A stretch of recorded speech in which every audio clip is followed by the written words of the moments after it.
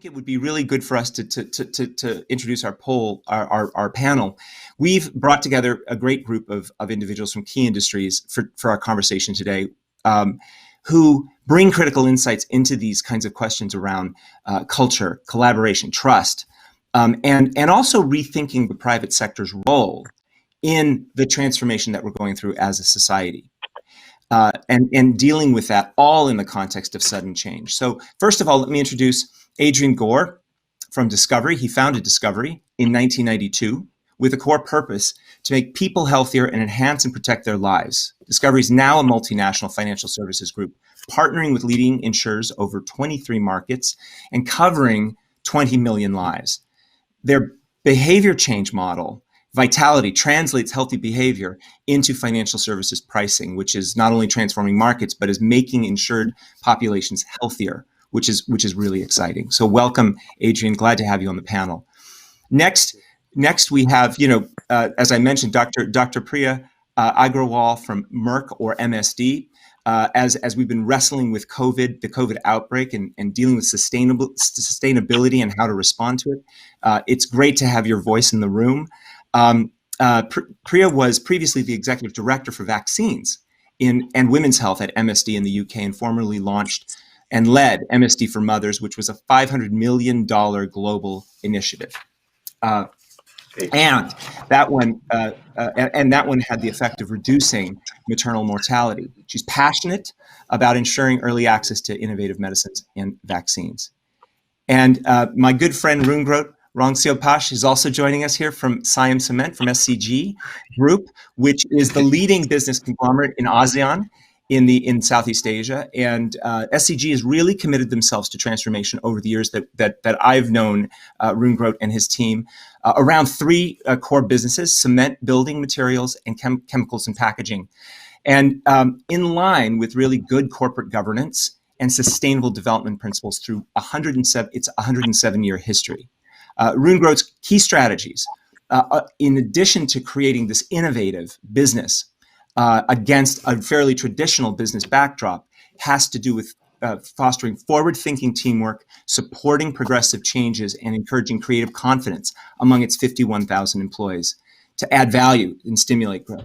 So we've got a great group with great perspectives. Thank you all so much for joining us today.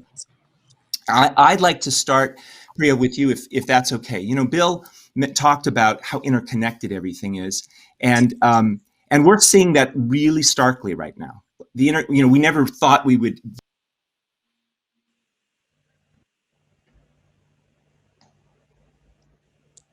The industry are working very closely together now, and we're seeing that in relief as it's happening.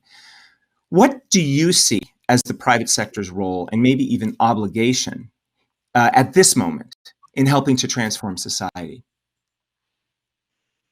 Yeah, thank you, Michael. So there's actually a fundamental irony right now. Yes, it is true that COVID is highlighting how we as citizens of a global society are both interconnected and actually interdependent. No one is safe until all of us are safe. But we cannot underestimate the societal rot that has been developing in recent years of increasing polarization and the growing us versus them phenomenon. It doesn't matter whether it's country versus another country, black versus white, poor versus rich. At every level, it's fast becoming a sort of global security threat. And so what you heard Kemal, global CEO, say about moral leadership in that clip is actually especially critical amongst private sector leaders like you have on this panel, if we're going to fulfill our duty and role in society to actually restore social justice. So we're not as old as SCG, but for 125 years, we've been conscious about creating both shareholder value and stakeholder value. And it's important for that to be in our actions and our words. So whether it's speaking against recent injustices in America, or driving economic inclusion via commitment to the Black empowerment agenda in South Africa, we really have an important role to improve the society in which we belong. That's 140 countries for us, where we work, we're members of, we create jobs, we're friends in. And you can't actually do that unless you're only focused on maximizing profits. I think what Bill Balding said is very important, right? Private sector brings people of different backgrounds and beliefs together, and that's actually really powerful, increasing empathy and understanding, which in turn starts to heal the divisiveness from the bottom up. Now, you chose a very timely example when you said COVID vaccines. I think it's a great example of how we as an industry are really walking the talk of actually unprecedented collaboration amongst competitors for the common good. But we can do more. Society needs unprecedented, transparent communication to address the ever-growing and highly concerning issue of vaccine hesitancy. The root cause of hesitancy is deep. It's a mistrust of science, of truth, of institutions, and that risks our democracy. But I think while we're making a painstaking traditional effort to assure quality, safety, and efficacy, and yet working at very non-traditional speeds, we have an opportunity to contribute to societal trust in the truth in a fundamentally different way. So yes, absolutely we play a role when it comes to transforming society. And you mentioned this transformation. I'd like to get your quick take on how you increase the speed of this transformation. How are you seeing Merck and MSD kind of respond to just dial up the speed, because that's really what seems to be everyone seems to be doing, right? So, Mike, I'm actually going to take a slightly controversial, perhaps more interesting stance on this. I think every leader right now is going to talk about the normal transformation, digital, process, making sure your business reflects the society in which you operate in. But if you've watched the Netflix docufilms, either Social Dilemma or The Great Hack, they are caution stories of not moving without taking your partners with you. Right? So we're seeing warp speed transformation of big data and social media, the negative impact of tech companies transforming ahead of the regulatory authorities. And if we do that with the COVID vaccine, we're in trouble. I'm just going to quickly share an example of hope. MSD discovered and developed the world's first Ebola vaccine at a speed so it could be available during the very first crisis without compromising safety, quality, and efficacy. But there's no way that would have happened if the academic partners hadn't transformed how trials work, if WHO hadn't allowed for a simultaneous single regulatory process, and if we hadn't educated civil society, because vaccines don't save lives, vaccinations do. So my answer to your question about transformation was be careful. Take people with you. Otherwise, we're going to also be the subject of a Netflix docufilm. It's a great point, right? This idea that we can't just think about sheer speed. We have to think about interconnectedness. Getting back to Bill's point, this idea of interconnectedness, bringing those partners with us. Adrian, I'd love to turn it to you and ask you sort of the similar question about the role of the private sector in society from your perspective, from Discovery's perspective. Well, Michael, first, I think the private sector has a massive obligation to transform society. And then secondly, maybe to an earlier point, I think that doing it is not at the cost of success or thriving, as you put it. I think if you really are transforming society for the good, you will thrive. I think that's just how society is today. I guess our story is an interesting one. No hubris here at all, but I think, we started out as starting up a health insurer in South Africa just as apartheid was ending. So this was a country in real complex, painful transformation from a very bad regime to a democratic one. And how do you build a health insurer in a place where you've got too few doctors, terrible levels of disease, and a determination of government, of new government, to have an egalitarian, like no pre-existing exclusions, no risk rating, etc. And we had this kind of almost entrepreneurial hunch. Let's incentivize people to be healthier. Almost kind of infantile idea. But it took us on the most remarkable, amazing journey. Of kind of understanding behavioral issues, behavioral science, how this can affect actuarial factors in insurance. And to an extent, we kind of settle on this purpose of make people healthier, real authentic stuff that has carried us forward. And it's been our North Star from the start. And, the kind of three trends of the nature of risk being behavioral, the power of technology, and the importance of corporate purpose were always kind of our took us from a local South African startup to a global institution. But what's amazing is the COVID pandemic has just accentuated that stuff. And the issue of corporate purpose has let us see that our kind of shared value model, where we are sharing value with customers, when they're healthier, we're more profitable.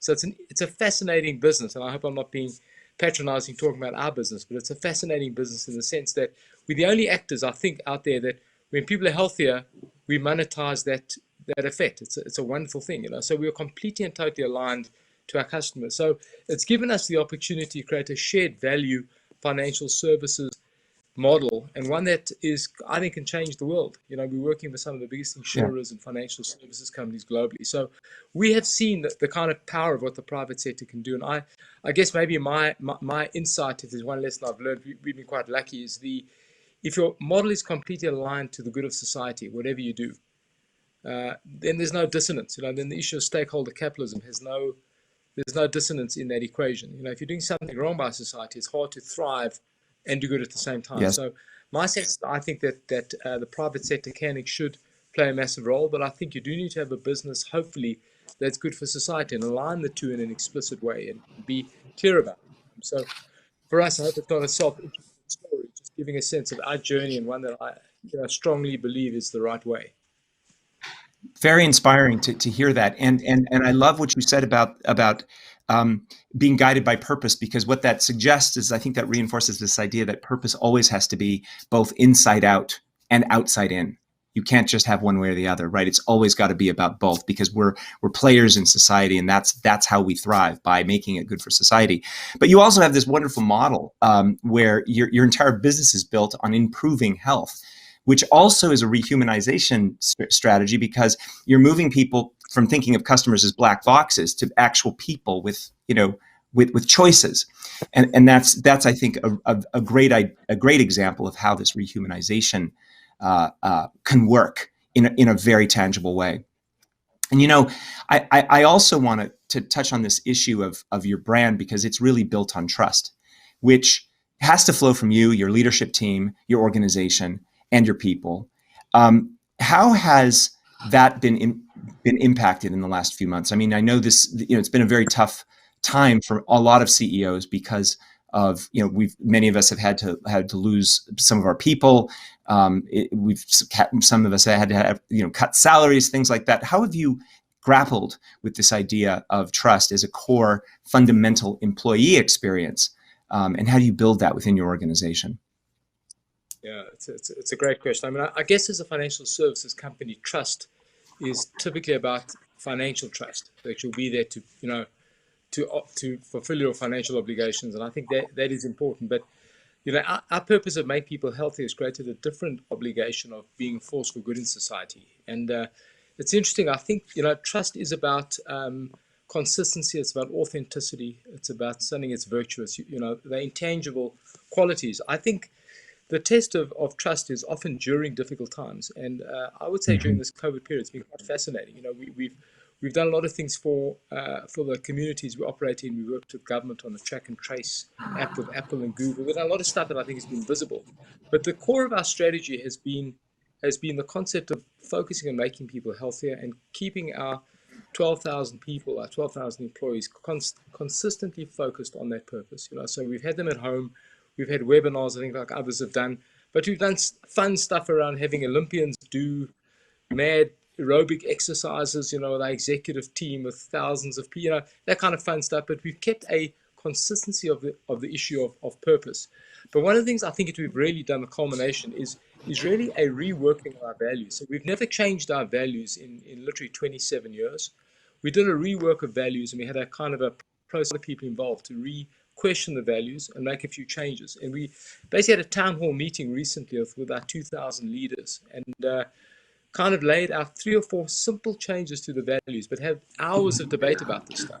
So we almost didn't change we accentuated the purpose and the values through debate and just a constant process of how can I say, evolution.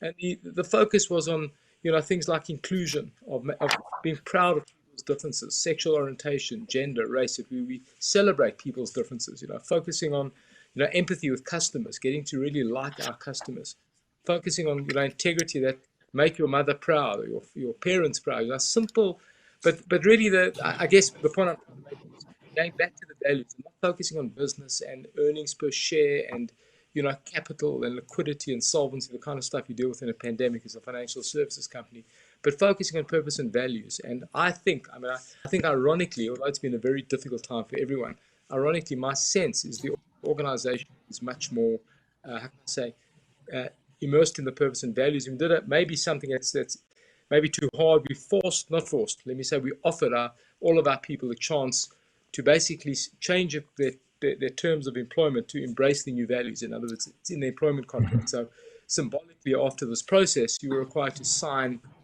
changing your conditions of employment to accept these new values. So there's symbolism, but there's something hard about it. So sorry, I'm being verbose, but really trying to focus on trust, on embellishing the purpose and values without necessarily changing them, maybe is the point. It's a beautiful example because these things need reinforcement, right? They need, especially in context, like given what's been happening, to use this as a time to kind of go up and talk about these really high sort of holistic ideas that bring people together and that align people and get them into meaning is an absolutely critical component. And on this question, Rune Groth, I'd love to get your voice in the conversation. You're president of CEO's largest industrial. You're the president and CEO of Thailand's largest industrial conglomerate, and you've got this issue of trust both nationally, but also with your employees. What can you say about how you build trust in your organization? Well, thank you, Michael. I think one of the things that I recognize is that trust is something that takes some time. You cannot just build trust in one day. And trust cannot be built just only by communication. It has to be built by action. I think that's the way that I think, walking the talk, being consistent and being in line in terms of your values of the company and what your action is. For example, I just remember at the very beginning of this pandemic back in February, we have had people flying around the world. That was usual of our business. And then when those people are coming back, basically there are two camps of people. One that saying, well, for those executives that fly in and out of the country, we're supposed to be quarantined and observing face mask, physical distancing, and so on and so forth. That was at the very beginning of this pandemic. On the other hand, there are some very much senior executives who say, well, this is nothing. All the rules apply to everyone except me. Right. So I guess, one of the things that, we did and we took immediate action is basically making an announcement, having a town hall talk, to both executive and also to all employees that, hey, this thing is coming in, it can be developed at that time to be a pandemic. And for us to fight this type of crisis, we need to make sure that there are some ground rules within our organizations in order to fight the crisis, which is basically respecting the others. Mm-hmm. All the rules we have to apply everyone. And the first rule that we have as a company is to respect people, believe in the value of individuals. And if you do so, believe in the value of individuals, you would respect, the livelihood, the safety of the other people as well.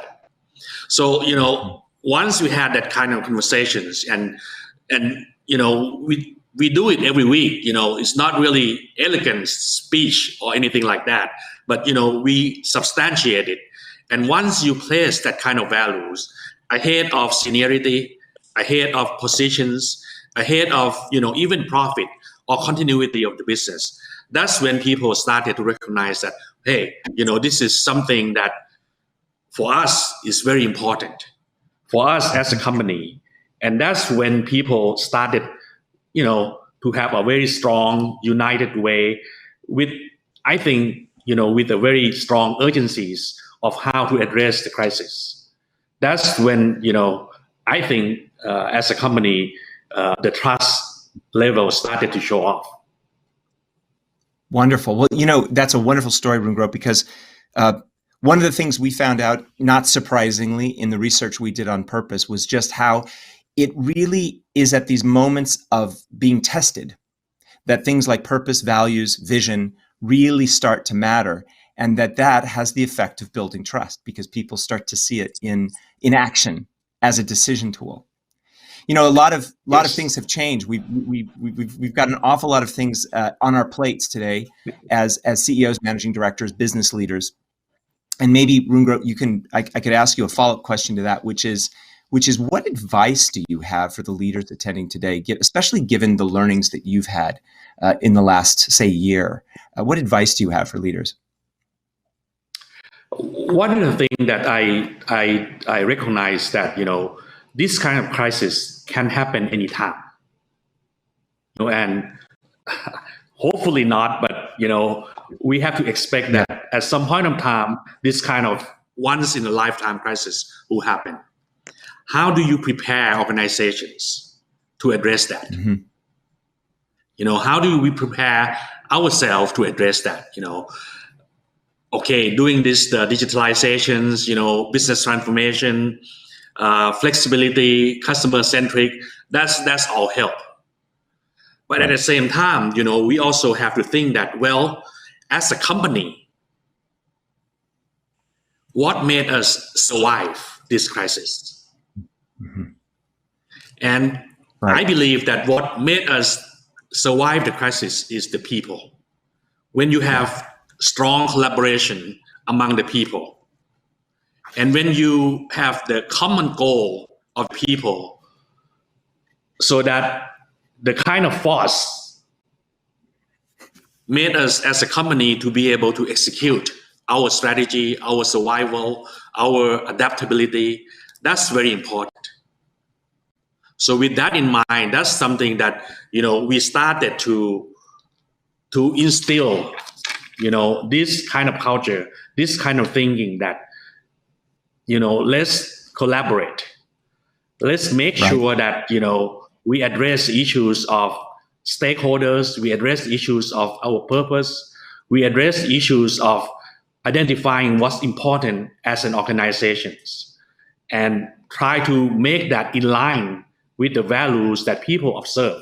I think that's important. And that's something that, as a leader, I think it's important that, the only legacies that you can leave with the company is to make sure that people behind you, hopefully, can have the kind of mindset to face the crisis whenever that comes. Marvelous. Thank you so much, Rungro. It's very inspiring to hear that. And I can ask for your answer to that question, just as a quick wrap up. What advice do you have? Yeah, thank you, Michael. I think at the end of the day, focus on your people is not new advice.